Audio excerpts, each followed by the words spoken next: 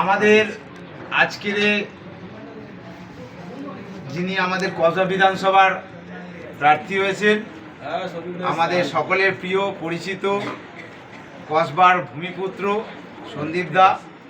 সন্দীপ দাকে আমরা কসবা মণ্ডল ফোরের পক্ষ থেকে আন্তরিক শুভেচ্ছা এবং গৈরিক অভিনন্দন জানাচ্ছি। আমি শুধু দু চারটেই কথা বলবো।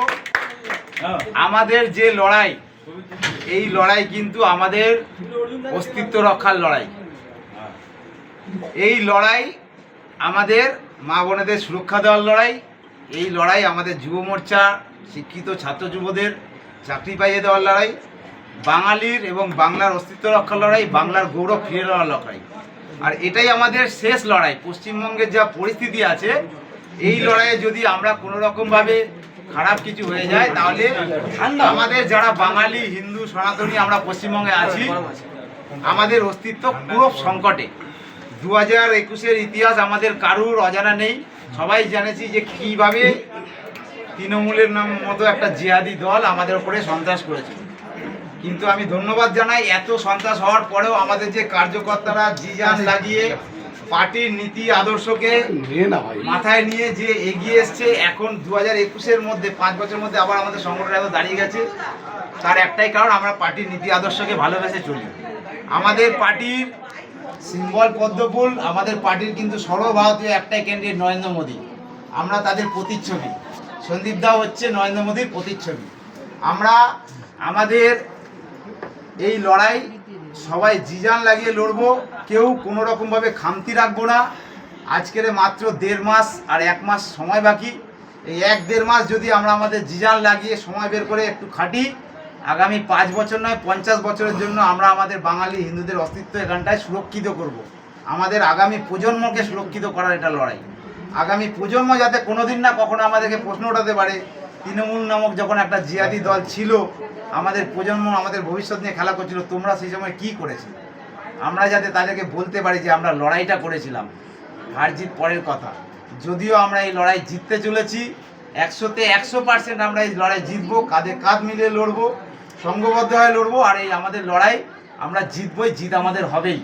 এইটুকুনি বার্তা সবার কাছে দেওয়া আছে। সবাইকে অনুরোধ করব, সবাই পার্টির আমরা ডেডিকেট একদম কার্যকর্তা, আমরা যাতে সবাই আগামী কাল থেকে ঝাঁপিয়ে পড়ি। প্রত্যেকে নিজের ঘর সংসার আছে, তা সত্ত্বেও পার্টির জন্য, দলের জন্য আমরা সময় বের করব। কেউ কারোর অপেক্ষায় থাকবো না আমাকে কল করে কখন ডাকা হবে।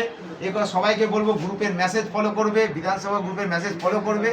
মেসেজ দেখে যাতে কাউকে না ডাকতে হয়। প্রতিটা কার্যক্রম আমাদের যিনি প্রার্থী হচ্ছে সন্দীপ দা আমাদেরকে নির্দেশ দেবে। আমাদের ইলেকশন কমিটি আছে, তার কাছেও নির্দেশ পাবো। আমাদের কর্মসূচি প্রতিদিন থাকবে, কোথায় কখন কর্মসূচি হচ্ছে, সেই কর্মসূচিতে যাতে আমরা প্রতিটা একদম সংঘবদ্ধভাবে যোগদান করতে পারি, প্রতিটা কর্মসূচি সফল করতে পারি। এবং আজ থেকে নিয়ে ভোটের রেজাল্ট বেরোনো পর্যন্ত আমরা যাতে সংঘবদ্ধভাবে নিজেদের মধ্যে কোনো রকম সংকোচ বিভেদ না রেখে আমরা একত্রিত হয়ে লড়াই করতে পারি, এইটুকুনি আবেদন করব। আমি শুধু একটাই কথা বলবো, এইটাই কিন্তু আমাদের শেষ লড়াই। বারবার মনে করাচ্ছি, মনের মধ্যে কোনো সংকোচ রাখবে না, কোনো রকম বিরোধিতা কিছু রাখবে না। একটাই কথা, পদ্মফুলকে জেতাতে হবে, ভারতীয় জনতা পার্টিকে জেতাতে হবে, নরেন্দ্র মোদীর হাত শক্ত করতে হবে। এই 2-4টে কথা আমি বললাম। আমাদের কাছে আমাদের সকলের প্রিয় সন্দীপ দা উপস্থিত হয়েছে। সন্দীপ দাকে ধন্যবাদ জানাই এবং গৈরিক অভিনন্দন জানাই, এবং সন্দীপ দাকে আমি 2-4টে কথা বলার জন্য অনুরোধ জানাচ্ছি। ভারত মাতা কি জয়, ভারত মাতা কি জয়, জয় শ্রীরাম, জয় শ্রীরাম, জয় শ্রীরাম, জয় শ্রীরাম। এই বাবুদাকে একটু আসার জায়গাতে সামনে দিতে। বাবুদা সামনে আসো। বাবুদা কিছু বলো। সন্দীপ দা বলুন। সবাইকে আমার নমস্কার। ছোটদের আমার ভালোবাসা। জল খাই বলছেন না? আর একটাই কথা, আমি কিন্তু কোনো বিধানসভা প্রার্থী বলে আমি কোনো নেতা নই, আমি কিন্তু একদম মাঠের ছেলে। আর আজকের থেকে না, আমি 2011 থেকে মন থেকে ভালোবাসি। 2014-তে আমার শিবুদাকে নিয়ে রাজনীতিতে প্রবেশ, কাউন্সিলর করা হলো। তো আমি 87 নম্বর ওয়ার্ডে তো তবে থেকে আমি কিন্তু ননস্টপ কাজ করে যাচ্ছি, কিছু পাওয়ার জন্য না, কিন্তু দল আমাকে ওই যে বুক দেখতে পাচ্ছি, আপনি ওখানে বললে হবে, এখানে বসে রয়েছে লোক দেখতে পাচ্ছি। আচ্ছা হয়েছে দেখতে পাচ্ছি ঠিক আছে গার্ড করে বলছি আমি সেরকম ভাবে কোনো নেতাও নই, আর আমার মানে রাজনীতি আমার পেশাও নয়। আমি একটা আপনাদের কাছে অনুরোধ করছি, আমরা কাঁধে কাঁধ মিলিয়ে লড়াই করব। কাজের ক্ষেত্রে হয়তো অনেক সময় আমারও ভুল হতে পারে, আপনাদেরও ভুল হতে পারে। আমরা কিন্তু একসাথে আমাদের দলের যা নির্দেশ থাকবে, আর আমি একটা বিচারধারা থেকে এসেছি, তার সেই শৃঙ্খলা অনুশাসন আর দলের নির্দেশ, দলের বলতে মণ্ডল, জেলা, রাজ্য, বুথ, শক্তি প্রমুখ, তারা যা নির্দেশ দেবে, আর সংঘের বিচারধারা তার অনুশাসন, তার শৃঙ্খলা মেনেই, কিন্তু তার বাইরে আমি এক পাও চলব না। এতে কেউ যদি আমার খারাপ মনে করবেন না। আমি সবসময় রাত বিরেত সবসময় আপনাদের সাথে আছি, আর ছিলামও। রাত 2টো হোক 3টে হোক, যখন থানায় ডেকেছি সবাই চলে গেছি, কোনো বাজ বিচার করিনি কে আমার কে তার, ওসব না। আমি আপনাদের পুরো ভরসা রাখুন, আর উড়ুন ফুড়ুন আমরা লড়াই করেছি একসাথে, কোনো অসুবিধা হবে না, কোনো বোঝাপড়ায় কোনো অসুবিধা হবে না।